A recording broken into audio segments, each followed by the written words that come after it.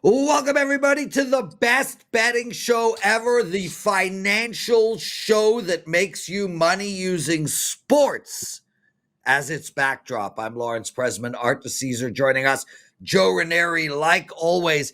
And we got a ton of actionable betting information coming to you today. There are 67 NBA games today alone. Joe's going to take apart every single one of them. I'm going to look at all three NHL games. It's 67, Joe. I counted. Not a problem. I got you. Yeah, 67. It's a financial show after all. So, yes. Wait, is that the term that these kids are? Is that 67? Is that? I don't know what that is. Art, what is that? That is that thing. Okay. Yeah, that's that thing. Okay. I don't know what it means. I don't know what it means either. I didn't even mean to do it, but 67, baby. Yes, that's great. Okay, we got so much to discuss today, including some excellent comments in the chat room. We're going to do a double mailbag today. We're going to do a mailbag section with Art and one without him. And we're also going to discuss whether we should fade or bet on the AFC teams that are in the playoff hunt. Art, let's start with the Sportsbook update right off the bat. You got a huge slate of NBA going today. You want to start there? Yeah, I mean, listen, the NBA, obviously, this is day two. I think people, especially the public, they need to kind of ease into the NBA. The guys who bet it year in, from day one to the end, they'll be in starting last night, tonight, all that. The public, as they always say, doesn't really get involved until around Christmas. It's usually when people start to warm up to the NBA. But, I mean, you just look at some of the games today. There's really nothing that jumps out. There's a couple of big spreads. The Cavs flipped from a dog to a favorite against the Knicks. So just a couple notable things. Nothing yet. I think once we get a couple of weeks into this, I'll start to see some of the teams people are fading or betting on, and we can really jump into that. Hell of a way, by the way, to start the NBA season with a double overtime dog winner there, covering the spread, Art, last night with Houston. And it's so funny hearing that song again, Art, for NBC, NBA on NBC. It's what a throwback it was last night. If they give us more games like that in prime time where everybody actually plays, it could be a good thing here this season for the NBA and for the books, actually. Well, I texted a friend of mine who, listen, if you would have asked 12-year-old Art what his favorite sport was, it was the NBA. Yep. I love the NBA, the heyday of Jordan. I was a Knicks fan growing up, all that good stuff. Now it's my least favorite sport because none of them play. Yep. And I said that. I go, if we're going to get this NBC nostalgia and these guys actually play, the NBA might be back. Yep, I agree. Yeah. Well, I got to tell you, I've never been an NBA fan, but who cares? I've been killing it the last 3 years as a sports bettor, betting the NBA. But as far as the sport goes, I can't stand the NBA, and I'm happy to do an hour show on why I can't stand the NBA. But that's not this show. All that matters is how do we make money? Art, let's go to NFL. Bills and Panthers, Giants and Eagles, Bears and Ravens. Where's the money going on those three games? Yeah, you look, a lot of these games this week are in that touchdown range, and this is three of them. Bills off the bye, like we talked about last week. They go to Carolina. That has been pretty consistent at 7.5, but we've actually juiced Carolina a little bit on the 7.5, so you got to pay a little bit of a price if you want to take 7 in the hook with the Panthers at home. Giants at Eagles, that was 7. It is now 7.5. It has ticked up over that key number of 7. Obviously, the Eagles played them a couple of weeks ago, looking for a revenge spot here at home. And then Bears at Ravens. We talked about what's going to happen with Lamar here. Now, this game was sitting basically 7. It did go down to 6.5. I think this is going to be a game that kind of goes back and forth. The total did go up, though. That was 48.5. Got up to as high as 50.5. We're now 50 on the game. So some movement to the over on that total.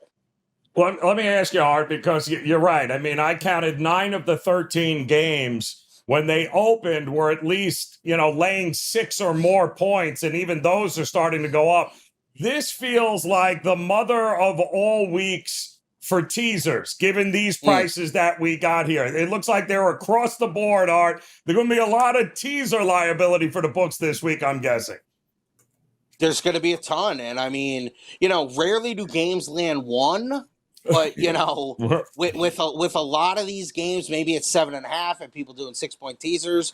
Obviously, we're going to need one of these dogs to win outright. If a game ever would land one, that would be enormous. So when you're in this range of, like you said, Joe, 8 or 9 of the 13 games, because there's so many buys this week that are in that touchdown range, we're going to be fighting teasers and we're going to be fighting moneyline parlays. But as I said, we always fight moneyline parlays every week with these favorites. Well, it's going to be a hell of a week, that is for sure. And there will be some favorites that go down.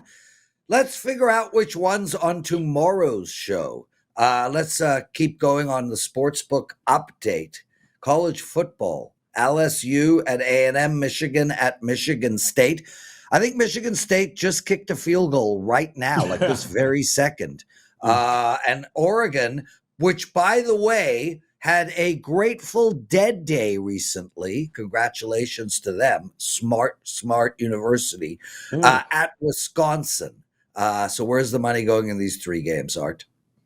LSU A&M has been a complete flip of our over the summer game of the year line. That was LSU -6. Now it's A&M -3. They did take LSU at +3. So we're now 2.5 on the game. A&M as a favorite. That is one of those games that will go back and forth between 2.5 and 3. Maybe even hit 3.5, but they're just going to play with that number the whole week up until kickoff. Michigan at Michigan State, that was 14. It's now 14.5. So we've seen a little bit of Michigan money come in. That was 9 on a look-ahead line. So obviously Sparty has really been downgraded. Michigan, not really upgraded so much, but it's really Sparty that's been downgraded in the power ratings. And this Wisconsin team is an absolute joke. Oregon is a 34-point favorite on the road, but they took Wisconsin +34 with the low total like they did last week against Ohio State when they took almost 4 touchdowns. Now they're taking almost 5 touchdowns. But Wisconsin didn't score last week, and it didn't matter. Look-ahead line on this was Oregon 19. We're now Wisconsin catching 33 after they took the 34. Crazy. Art, how about the big, I think there's something happening on Friday. Oh, yeah, the World Series. Toronto taking on the Dodgers here. Any early movement one way or the other in this one? Because obviously we have almost the week off here. The only movement really is we opened the Dodgers -230 on the series price. We're now -245.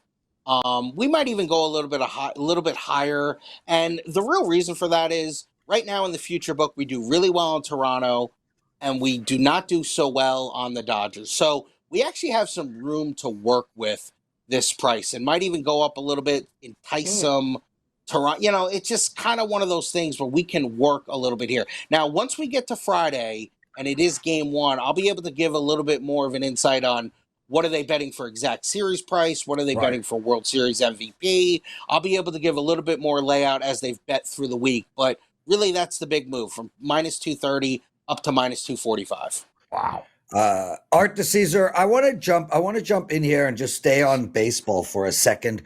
We have a listener. I cannot find their name right now. I'll look while you're answering. Who has the Blue Jays at 60-1.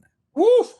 Which is a hell of a ticket, my brother. Congratulations on that. He needs advice on how to hedge that play. Do either of you, Art, you go first. Do either of you have any suggestions on how you would attack hedging that play? I mean, it seems pretty straightforward, but go ahead, Art. Yeah, I mean, it seems pretty straightforward. You got to find the cheapest price you can on the Dodgers series price and make sure you. So how you much would you bet, though? Let's say you have $100. How much is the ticket for? It's I can't find it, but let's say it's $100 ticket. Okay, right. Yep. What are so you going to win betting? $6,000? Oh, here it is. It's $100 US. Annika is the person's name. I bought a Okay. Blue Jay future at 60 to $100. What's my best angle to secure some cheddar? Well, obviously, so right there, if he doesn't do anything, he's got a $6,000 ticket. I mean, you got to at least go put, 2,500 on the Dodgers. Let's say if it's minus 250, but find the cheapest price. You got to find a way to get a profit out of that. I don't know that he's got a hedge now. If Toronto wins game true. one, you're going to be able to get the Dodgers at a much better price in a hedging opportunity, because I don't see them going to Toronto and winning 2 games like Seattle did and then going. I don't see that happening. I mean, the minute Toronto wins a game, I think you're going to be able to get them at a better price here, Prez. Yeah, so I'm thinking maybe it's somewhere between what both of you guys are saying, and I was thinking around 2,000, Art. So maybe the strategy would be 1,000 now and then wait and hedge 1,000 later. So that could be a strategy. And another strategy could also be, something really interesting like putting $100 down on a Dodger sweep, which will give you a good plus money situation. But right now, I think the way I would attack that is to probably bet $2,000 on the Dodgers and do 1,000 now and 1,000 after game 1 or game 2 if the lines are better, and and also put 100 on the Dodgers sweep to protect myself from if the Dodgers do win those first 2 games and I can't come back later to find a better number. So that's sort of how I would attack it. I will say this, Aniko, a lot of people would not touch your bet and wouldn't hedge it. And the bottom line is you're sitting with better than market value. That's literally what you want to be. Sometimes you don't want to ruin that opportunity either. So maybe just hedge your $100 so that you can not lose any money and ride the whole thing. That's not how I would attack it in a futures market, though. So, guys, hit that like button. Please subscribe to our channel. Make sure to comment. We got a lot to talk about. We got the parlay of the day coming. We're going to discuss fade or not fade. We've got NFL bets, college football bets, NHL and NBA bets. Art, before we get into our parlay of the day and the fade or not, I want to focus on something that one of our listeners put up. And guys, this is why you comment in our comment section. We're going to read them. We're going to discuss them. Thomas Fennel 170. I've been listening to the show for about 5 weeks. I decided to bet Art's sharp money plays, betting games off the closing line. The guy is 36-11. I could not be happier. Thank you, Art. So firstly, way to go, Art. Secondly, what is he talking about? Well, I mean, listen, right? I come on here 4 times a week and talk about 3 NFL games and 3 college games. So those are what he's talking about. That's got to be what he's talking about. Yeah. Yes. And I mean, listen, the whole point is to take the information and use it as information. And if it aligns up with what you think or what you've been seeing, you can go that way. You could even fade the other way if, it doesn't line up with you. But that's the whole point of what I'm doing. I'm coming in and letting you know where the sharp money is. Does sharp money win all the time? Of course not. But it is just the information that I give out. I think that's what he's talking about. Yeah, well, way to go, Art. That is why this is the best betting show ever, and it's why. And I don't even know if you know this, Joe. I freaking pleaded with Art to do this show. I'm like, Art, and Art was like, Art literally is like, I don't get paid. Yeah, that was his response. He's like, no, and I'm like, okay. We'll take care of that, Art. And now, Art, you're being taken care of, right? Gotta love it, Art. Prez, I lost some money on that. Prez, you're like my little fairy godmother. Yeah. Yes. His little older fairy godmother. More like a bad rash. You just can't get rid of them. But yeah, I've got fairy godmother's good too, though. Unreal. Okay. Parlay of the day, boys. Supposedly I ruined yesterday's. What else is no double overtime ruined it yesterday. Double overtime screwed us. Yeah. Yep. Absolutely screwed us. Double overtime. I like the Buffalo Sabres tonight hosting the Detroit Red Wings. That's a client play. Buffalo minus 105, 110. There you go. Art. I had just briefly talked about this in the NBA. The Knicks are going to be really good, but the Cavs are better than them. And this flipping to the Cavs as the favorite makes sense. Cavs money line -120. Yeah. I like that one. And Joseph? Yeah, I'm going to go with here in Florida with the Orlando Magic taking on the Miami Heat. I am not quite sure how this thing plans on getting over 216.5 points. Double overtime. Yeah, I'm not banking on that with these two teams. I'm thinking, a must bet under to start the season with Orlando and the Heat tonight, 216.5. Let's keep this show moving along, guys. Hit that like button. Fade or not fade. We're looking at contenders in the AFC. Let's start with the East, the Bills and the Patriots. Look, I think they're both bet on teams this week. And I think they're both bet on teams moving forward, especially the Buffalo Bills.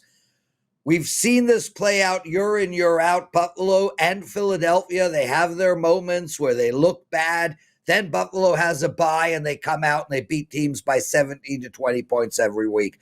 I think there's going to be distance. I like Buffalo this week. I like Buffalo moving forward.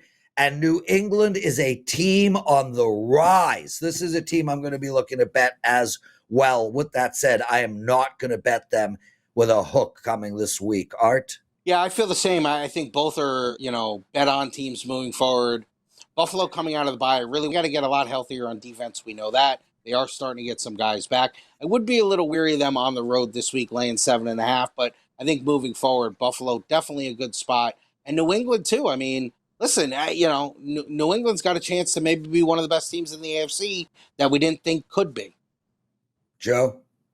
Yeah, I'm wait and see on New England. I mean, Drake May looks the part, but he's played absolutely no defense like he's about to play here this weekend with the Cleveland Browns. So while I think they're on the right track, I'm not buying it just yet. I still think there's a lot of holes on that team. And as far as the Bills, I mean, listen, the window of opportunity for them is closing quickly. I think the Bills, more than anybody else, could be making some moves at the deadline. If it ain't broke, don't fix it. I'll back the Bills until I see otherwise.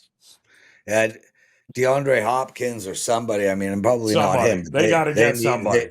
They need a wide receiver really badly. Steelers and Bengals here, guys. So look, from my perspective, Cincinnati is a wait. Hold your breath. They looked phenomenal last week.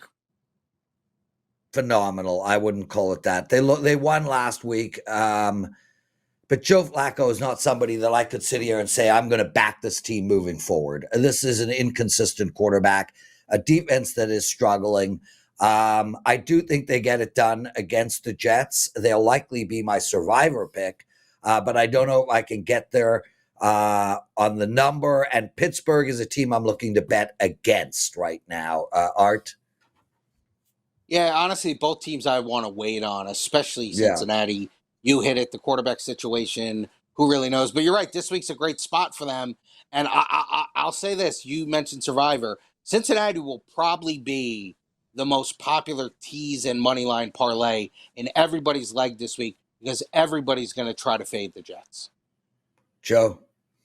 Listen, the Steelers are, to me, they're going to be buyers at the deadline as well. I think it was kind of a good litmus test to see what you were going to get from a 41, 42-year-old Aaron Rodgers. And quite honestly, he's kind of turned the clock back here a little bit. He's been impressive with what he's had to work with there. They're going to, all those guys on the defense, they should be better than what they have been. But I think they're going to be buyers. Which leads me to believe I should look at buying them as well. In Cincinnati, it is what it is.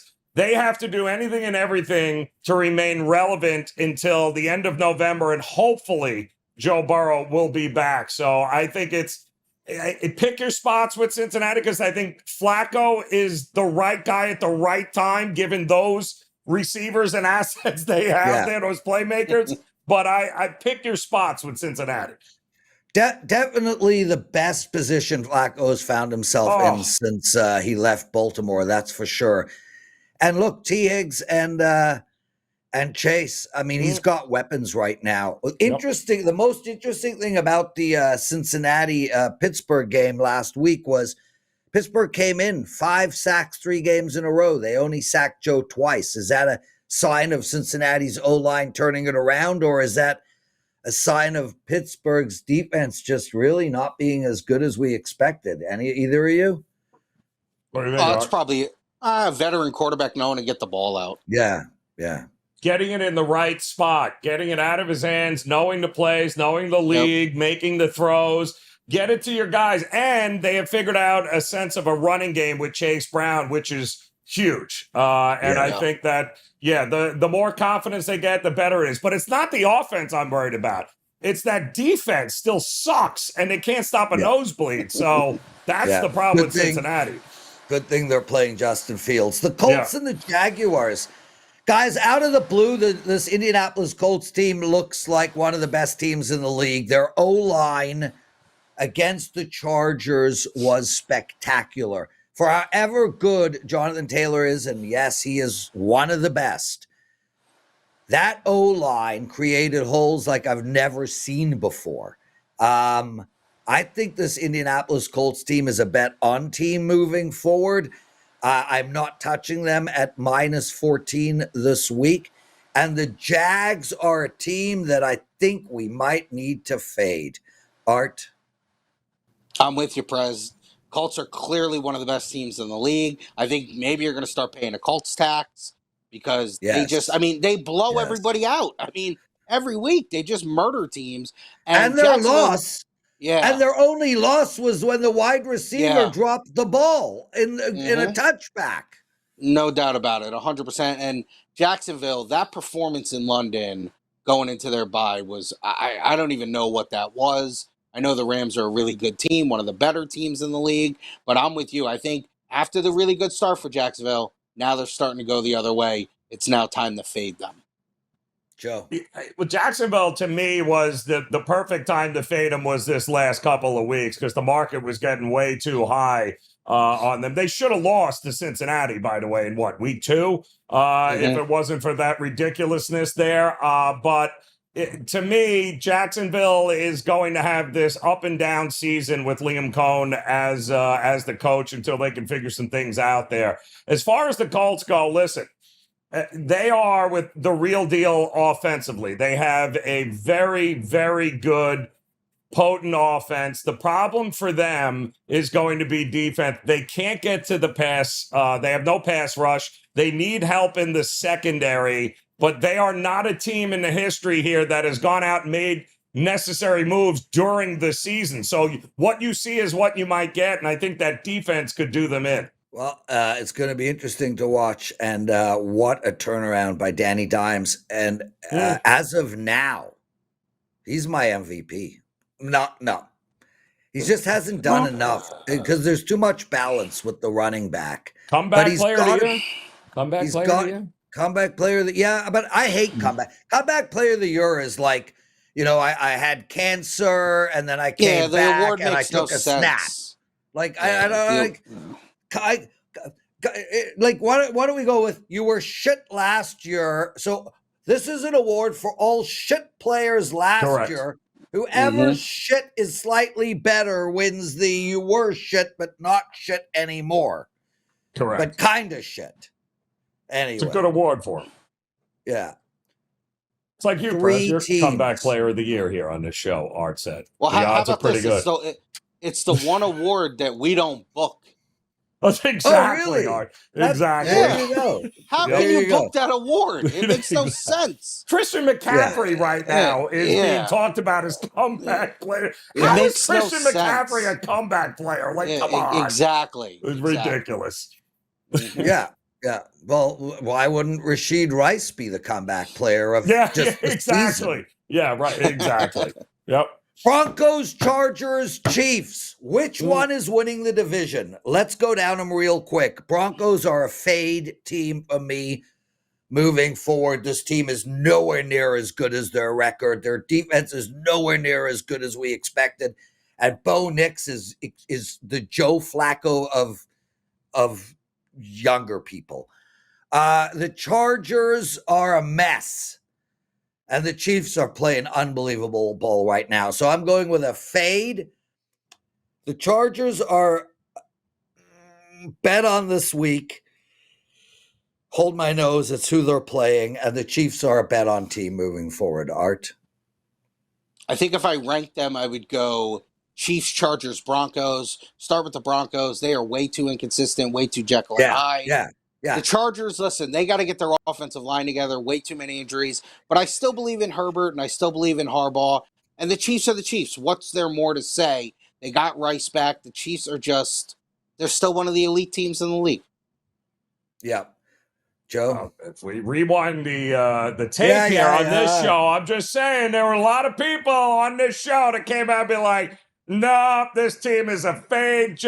They're not a fade. It's the same crap all over again that we had to deal with Belichick and Brady for a decade. It's exactly what we're going to have to deal with the Chiefs. But I don't know about this Chargers team, man. I really don't. I don't know that they can overcome all those injuries on the offensive line here. I think Justin Herbert is back to being a sitting duck, having to throw. What did he throw for 400 yards in that game against Indy? Because he had no choice because they were behind the entire time. But they also have no running game. There's no balance. They got all these injuries. It's awful here. Yeah. Denver, I think, is overall, are they going to win the AFC?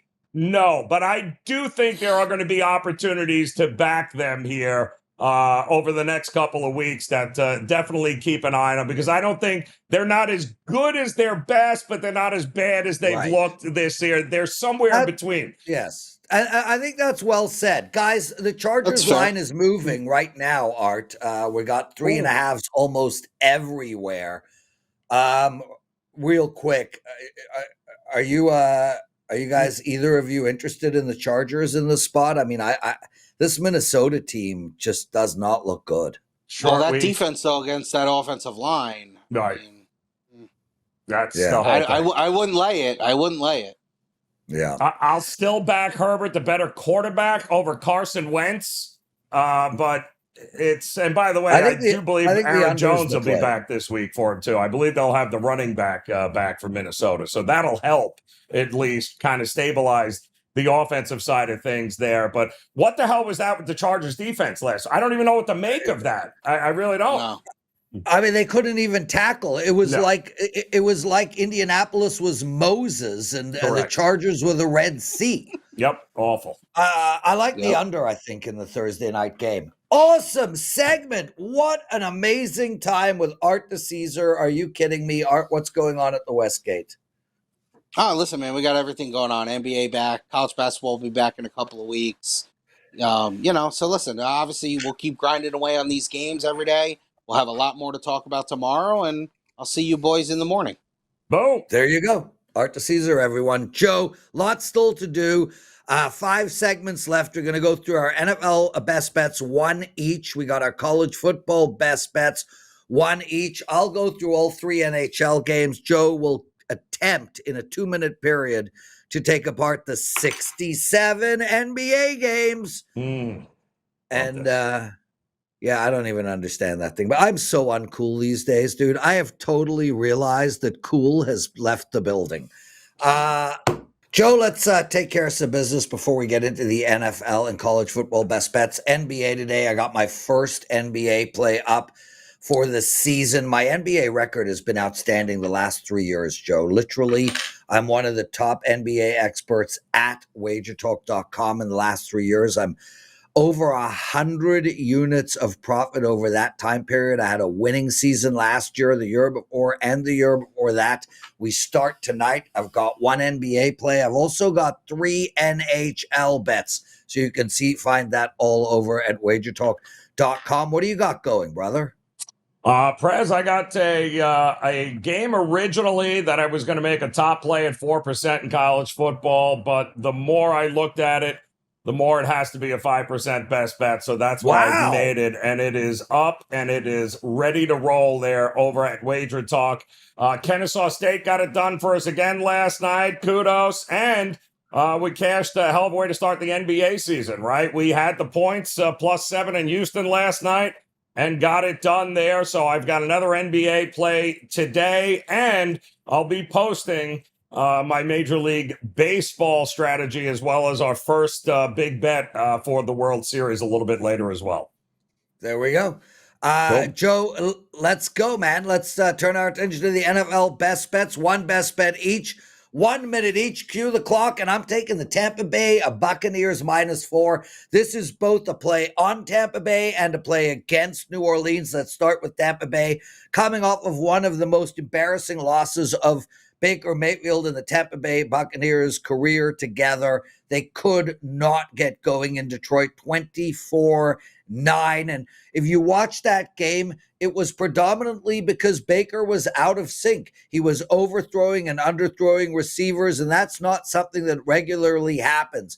I think they have a huge bounce back. The last time they lost a game was against Philadelphia. They came back and beat Seattle in Seattle. The last time they lost, they have not lost 2 games in a row in a long time. And this New Orleans team is a shell of a team. There's no reason for them to put up W's right now. They can't beat anybody. They've got their one already against the Giants. -4 seems short to take Tampa Bay in this spot, Joe. Oh, interesting, Prez. All right, I am going to go the other way, Prez. I am going to go where, yeah, I'm going to lay a big number, but I don't care. I am backing the Buffalo Bills here, and I'll lay the touchdown and a half against Carolina coming off the bye week. I find it fascinating that the market has not moved. Once they announced that it's the Red Rifle there, Andy Dalton is stepping in and no Bryce Young. The line never moved. So you're telling me there's no difference between Bryce Young and Andy Dalton?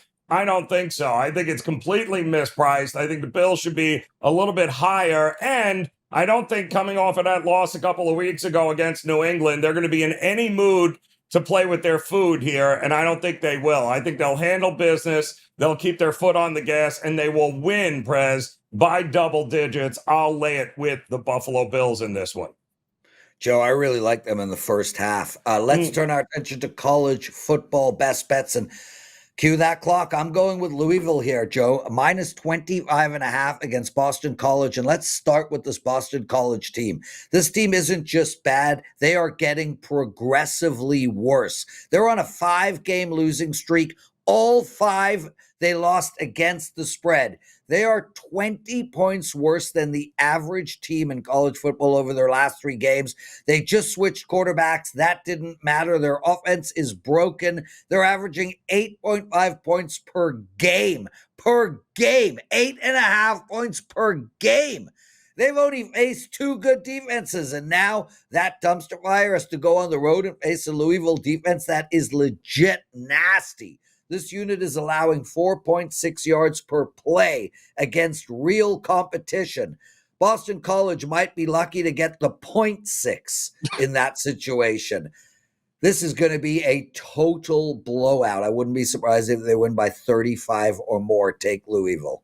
I love that one there, Prez. Boston College, I've been saying it. Bill O'Brien will be fired before it's all said and done. Speaking of fired, how about North Carolina taking on Virginia this week? Virginia laying 10. Let's review how North Carolina just lost last week on the road to Cal. No big deal, right? They just fumbled the game away, the game-winning touchdown at the 1-yard line as a big underdog. And those kinds of losses, Prez, those are soul-crushing losses, as they say. This was a team as a big underdog that could have won the game, should have won the game, and you know what?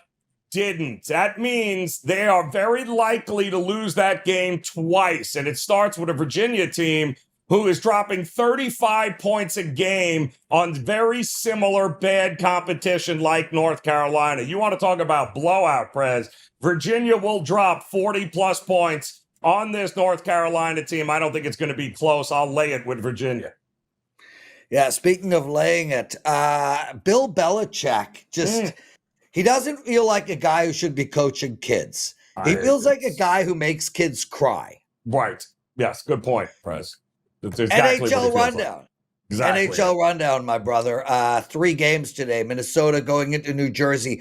I was on Toronto last night with my clients. A big play, 4% play. The Toronto Maple Leafs suck. And they are just, they have no identity. Something is wrong in Toronto, but that has no relevance to this game. New Jersey looked incredible, and this team is absolutely on fire right now. What a perfect spot to bet against them. I love Minnesota in the spot. New Jersey, back-to-back situation in a travel environment. I understand it's only an hour and a half flight. Doesn't matter. Got to go there. Got to then get on a flight. Got to go home. Got to pack. Got to unpack. It throws you off. I like Minnesota as a dog. Buffalo playing Detroit. Detroit, killer run right now. Congratulations to them. Talk about Detroit being at the highest market value that they can possibly be at. That is right now. This Detroit Red Wings team is not winning 5 out of 6 or 4 out of 5 or 7 out of 8 on a regular basis. Take Buffalo. Great spot for them. And Montreal playing Calgary. We're going to stay with the dogs here, Joe. Take the Calgary Flames. I know. They're like 1-5, 1-6 on the year, and they can barely score. I get it. And this Montreal team is better than everyone expected. I get it. Horrible spot for Montreal. And Calgary is absolutely desperate. I think Minnesota wins. I think Buffalo wins. I think Calgary wins. That's all 3 dogs. Throw them in a small little parlay for us as well. Joe, I got 19 seconds still to go. I know. Did you say you had 1 or 2 plays tonight in the NHL, or 3? I have 3 NHL plays, and you know what, Joe? I gave them all out right here. All 3 of those plays are my client plays, so you do not need to buy them. Minnesota, Buffalo, Calgary. Let's go. Get them done. All right, let's go to the NBA, Prez. Ton of games here. Brooklyn Nets taking on the Charlotte Hornets. And listen, this is a much better Charlotte Hornets team than we've seen in years past. You got Miles Bridges, you got a healthy LaMelo Ball, and you got Miller. You've got, I think, a ton of points coming in this game. This is one that I would spend some time looking at team totals and possibly the over. And the Cavs taking on the Knicks, Madison Square Garden. I thought Art said it perfectly. Listen, the Knicks are going to be good. They returned all 5 starters. But, now they got Mike Brown. There's going to be an absolute push for some defense here by the Knicks. But the Cavs, I think, are just too good in this spot. I don't think we're going to get a ton of points. 228.5. I do like the under there. The Heat and Magic, I told you, I don't see how this game goes over this total. I will back the Heat and the under. The Celtics, the new Celtics, without a Jason Tatum, taking on the 76ers. Who will actually have Joel Embiid on the court. I like the Celtics at home in this one. Toronto and the Hawks. Everybody loves the Atlanta Hawks and Quinn Snyder. I don't. I'll take the points with the underdog Raptors in this one here. The Bulls and the Pistons, with the Bulls being a home dog. The Bulls are terrible. Stop it. The Pistons are going to roll them in this game. Not to mention, you want to talk about injuries. How about the Pelicans and the Grizzlies? Outside of Jaren Jackson Jr. and Ja Morant, everyone else is hurt for the Grizzlies, and the Pelicans are a hot mess. But the Grizzlies are still laying 4.5 for a reason, and I would lay it with them. The Bucks at home is a double-digit favorite over the Wizards. Wizards aren't going to win 20 games. I'll take it with the Bucks. The Jazz suck, but they're going to be fun to watch. The Clippers should cover that one. Mavericks and Spurs, get ready for Wembanyama. Taking on the Mavericks. I like the Mavericks in this one. I also like the Timberwolves as well as the Suns to get it done here tonight, Prez. Awesome stuff, Joe. Let's keep going. Mailbag section of the show. And I first want to point out Bob Ross 27. He came into the chat room yesterday and he said he was 18-3 in his last 3 days of NHL betting. Congratulations. Then he put up his bets last night. New Jersey plus 1.5 winner. Vancouver money line loser. Under push. Ottawa winner. Seattle plus 1.5 and over winners. San Jose plus 1.5. Columbus plus 1.5. Nashville money line. Kings plus 1.5. He had a great night yesterday too. Bob, keep putting your picks up. Way to freaking go, bro. Joe, listen to this.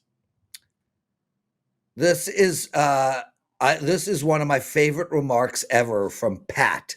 Love the show. By the way, fellows, just made my wife watch with me since she couldn't understand why I was laughing hysterically. Her response, "Oh, I get it. They're a-holes like you. Keep it up, fellows." Outstanding. Nothing makes me happier than people saying they laughed. If I can make someone, I would rather make someone laugh than make someone money, frankly, because that to me is the greatest compliment in the world. So Pat, so much love, dude. Thank you so much. We have another great comment. I love the show. Not gonna lie, I look forward to the show every day. Jason Vogel, the fact that this helps and you guys are real, I give you all props. And then another guy, Steel Pumpkin, writes, Joe wants to be Sonny Crockett. And Joe, that's where I want to stop, because I see it and I agree. And I mean, clearly you live in a tanning salon. Do you wear pastels? I live in South Florida, so that could be too. That's a possibility. Isn't that a tanning salon? Well, it pretty much feels like it when it's 95% humidity again today. But yes, I'll take it. So Sonny Crockett was a mentor in your life, right? He was an iconic figure. He had an effect on you. You listen. Who was that? Steel Pumpkin. Okay, Steel Pumpkin and the Prez. Half the people that are in the chat room watching this have no idea who the hell Sonny Crockett is or what shut your asses, the both of you. Please stop showing your age. No Sonny Crockett. Forget they even said anything along those lines, but I do appreciate you guys watching. But it is a compliment, Joe. Come on, man. I mean, greatest Sonny show Crockett ever. was a legend. Listen, greatest show ever on television, way ahead of its time. And it was, yes, I was a Don Johnson fan back in the day.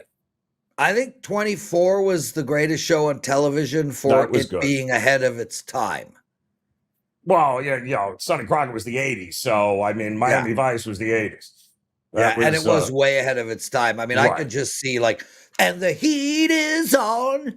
Glenn Fry. Yes, absolutely. Yeah. You Phil got Collins. a Glenn Fry thing going too, Joe. I got Glenn Fry. I got The Undertaker. You name it, Prez. I got more doppelgangers than I know what to do with it. Yeah, got a lot. Oh, my God. Yes. Totally.